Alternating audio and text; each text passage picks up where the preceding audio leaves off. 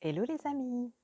Je voulais vous faire une petite vidéo aujourd'hui parce que j'ai vécu la semaine dernière des choses très intéressantes qui m'ont amené beaucoup de compréhension sur l'estime de soi et comment peut apparaître une estime de soi blessée, affaiblie quand on est jeune, enfant, ado ou jeune adulte, et puis qu'on peut se traîner ça comme un boulet toute sa vie et encore une fois, même à l'âge adulte quand on a 30-40 ans et plus. Et aussi comment se créent les croyances limitantes, parce que vous allez voir que tout ça c'est lié. Donc pour vous expliquer le contexte, la semaine dernière, je suis allée rendre visite à mes parents à la campagne. Je suis restée en tout et pour tout 24 heures. Vous avez peut-être vu passer des stories sur Instagram. Alors c'était pas Martine à la campagne, c'était Ludivine à la campagne, hein, voilà. Et en fait, pendant ces 24 heures, j'ai reçu quelques messages, quelques petites phrases qui auraient pu blesser mon estime de moi, qui ne l'ont pas fait aujourd'hui parce que j'ai une grille d'écoute et de lecture qui est différente, mais qui, je pense, ont blessé dans le passé mon moi enfant, mon moi ado et mon moi adulte, et qui, euh, en fait, encore aujourd'hui, auraient pu m'amener quelques soucis. Et comme j'ai travaillé sur l'estime de moi, eh ben, ça va beaucoup mieux. Mais en tout cas, c'est quelque chose que je rencontre très souvent chez mes coachés, où à l'âge adulte, on se tape dessus pour différentes choses. Alors, vous savez, la petite phrase dans la tête, «Tu n'y arriveras pas» et ci et ça.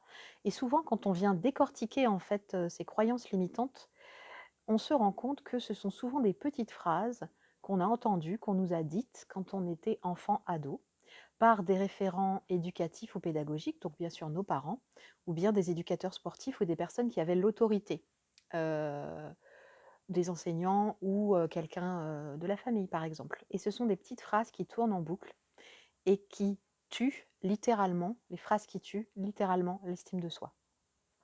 Alors l'estime de soi, je vais vous rappeler qu'il y a 3 piliers principaux, qui sont l'image de soi, comment on se voit, la confiance en soi, c'est-à-dire la capacité qu'on s'adjuge pour être capable dans toutes les circonstances de pouvoir compter sur soi, et l'image de soi, la confiance en soi et l'amour de soi, bien sûr. Voilà. Est-ce que je m'aime dans tous mes états, avec mes qualités et tous mes défauts? Et donc, je me suis pris 3 petites phrases comme ça, dont je vais vous faire part. La première, j'ai voulu que ma mère me prenne en photo devant un arbre magnifique, qu'il y a dans leur jardin, et visiblement la pose que je prenais pour la photo ne lui convenait pas puisqu'elle m'a dit: «Oh bah, tu as bien l'air nunuche là». Donc nunuche, c'est un peu, idiote, un peu neuneu quoi, voilà. Je me suis dit: «Tiens, sympa». Donc j'ai pris une autre pose et il y a eu une deuxième photo. Ensuite, mon père, comme à l'heure actuelle, j'ai un objectif de perte de poids pour retrouver mon poids de santé et mon poids de forme, je leur, partageais, mon objectif qui est très ambitieux. Ce à quoi, et je suis à mi-chemin, je précise. Ce à quoi mon père a répondu, «Tu y arriveras pas». Très sympa aussi. Ce à quoi bien sûr j'ai réenchéri que bien sûr que si, et donc j'ai réaffirmé, ma détermination, mon intégrité, pour obtenir cet objectif. Et puis la dernière petite réflexion, j'étais en train de vider le lave-vaisselle puisque je contribue, hein, je ne suis pas une invitée ou à l'hôtel ou au restaurant chez mes parents.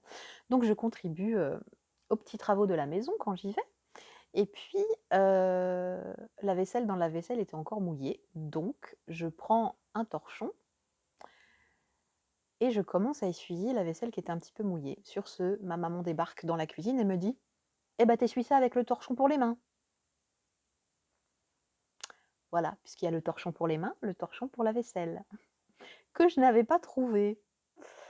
Hem, donc j'aurais juste aimé à la place avoir: «Merci d'avoir vidé le lave-vaisselle. Tiens, je te sors le torchon à vaisselle». Voyez? Et je me suis dit, c'est dans ces moments-là où j'ai beaucoup de compassion pour l'enfant que j'étais, pour l'ado que j'étais avec mes parents, avec ces parents-là. Alors, tout de suite, je vais dire quelque chose, il ne s'agit pas ici de faire le procès de nos parents ou de nos éducateurs, parce que je pense que la plupart des parents font le mieux qu'ils peuvent avec les moyens qu'ils ont, c'est-à-dire moyens pédagogiques, éducatifs, leur expérience de vie, donc l'éducation qu'ils ont reçue, et leurs moyens émotionnels aussi. Et je crois que en tant que parent, si vous êtes parent, vous le savez, parfois on peut être super démuni. En tant que beaux-parents aussi. Donc vraiment ici, c'est pas le procès des parents, pas du tout. D'autant que mes parents sont nés en 42 et 43, ce qui fait qu'à l'époque, on n'avait pas du tout toute cette pédagogie moderne par rapport aux émotions des enfants, comment parler de manière positive, etc. Donc, même si tous les deux, ils sont des enseignants à la retraite, je pense qu'ils ont manqué d'attention de leurs propres parents et du coup, ils n'ont pas les clés pour un certain nombre de choses. Ceci étant dit, moi, ce que j'observe chez mes coachés, c'est que quand on se juge mal, parce qu'on n'est pas réussi à faire ci ou ça dans sa vie, souvent, les petites phrases qui reviennent dans notre tête, ce sont les petites phrases qui tuent, qu'on a reçues de nos parents, d'éducateurs, et qui en fait ne sont pas les nôtres, et que surtout, on a cru vrai parce qu'on était enfant, et que la parole des grands est sacrée, mais qu'aujourd'hui, on a continué à s'attribuer une fois adulte, alors qu'il n'y a pas de raison, puisque la plupart ont été des jugements de valeur, des jugements par rapport à nos comportements ou à notre personne, qui aujourd'hui sont faux, mais qui aujourd'hui nous handicapent énormément. Et c'est comme ça que naissent les croyances limitantes. C'est-à-dire que moi, sur une photo, image de moi, je pourrais me trouver moche et nulle, par rapport à la pose de Nunuche, je cite. Je pourrais aussi être en quête perpétuelle de remerciement et de reconnaissance de mes parents, puisque je leur rends un service en vidant le lave-vaisselle et je me prends une réflexion. Je pourrais aussi avoir un écueil et une confiance en moi blessée, puisque j'ai un objectif ambitieux et j'y arriverai pas. Voyez comment toutes ces croyances limitantes qu'on se répète dans notre tête quand ça va pas, la manière dont on se tape dessus, en fait, ces croyances, elles sont nées comme ça, de petites phrases qui n'avaient l'air de rien et qu'en fait, on se répète en boucle aujourd'hui. Alors, avec mes coachés, un des plus grands travaux qu'on fait, c'est justement déconstruire ces croyances limitantes, se prouver à soi-même qu'elles sont fausses et puis les transformer pour en faire des croyances ressources. Et donc, c'est un travail pas très long, mais qui demande beaucoup d'engagement quand on fait ça. Alors, je suis à l'extérieur, vous entendez un avion qui passe. Désolée pour les petites perturbations du son.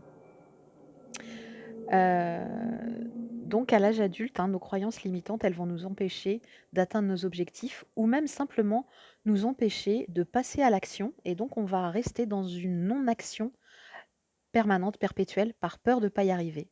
Voilà, pour juste valider nos croyances de départ, mais qui ne nous appartiennent pas. Donc l'idée, c'est quand on a ça, c'est bien de se faire accompagner pour pouvoir dézinguer un petit peu ces croyances limitantes. Et puis surtout se dire que finalement, moi ce que j'entends dire par mes coachés, c'est non, mais ça va, c'était des petites phrases comme ça, c'est pas si grave. Et puis j'ai pas été maltraitée. Eh bien, sachez que ça n'est pas parce que vous n'avez pas été maltraité physiquement que vous n'avez pas ressenti des maltraitances psychologiques et émotionnelles. Et celles-ci, elles ont aussi besoin d'être entendues. Quand on vous dit que vous êtes moche sur une photo ou que vous êtes trop grosse ou que vous n'arriverez pas à passer tel ou tel examen, ça, c'est de la maltraitance psychologique et émotionnelle.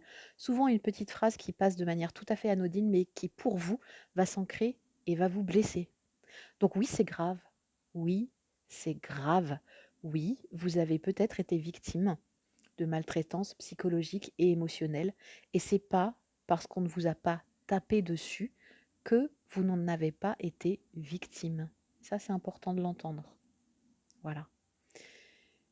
Donc, c'est bien de se faire accompagner pour reconstruire une image de soi, reconstruire une confiance en soi, pour bien sûr, au final, reconstruire une estime de soi qui a été blessée et une bonne estime de soi constante eh bien ça va permettre d'atteindre tous les objectifs qu'on se fixe dans sa vie, de passer à l'action facilement parce qu'en fait, on sait qu'on va pouvoir compter sur soi et que même s'il y a des échecs et dans la vie, c'est normal, on n'a pas marché du premier coup, hein, on a dû vraiment se croûter un certain nombre de fois.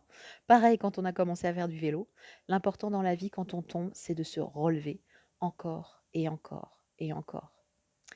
Voilà les amis, j'espère que ce petit apport vous aura servi et puis, je vous dis à très bientôt. Si vous avez des questions, des petites phrases comme ça qui vous reviennent, peut-être, ajoutez-les dans les commentaires avec grand plaisir, ce sera avec grand plaisir de vous lire et d'échanger sur ces points-là. Je vous dis à très bientôt. Merci. Bye.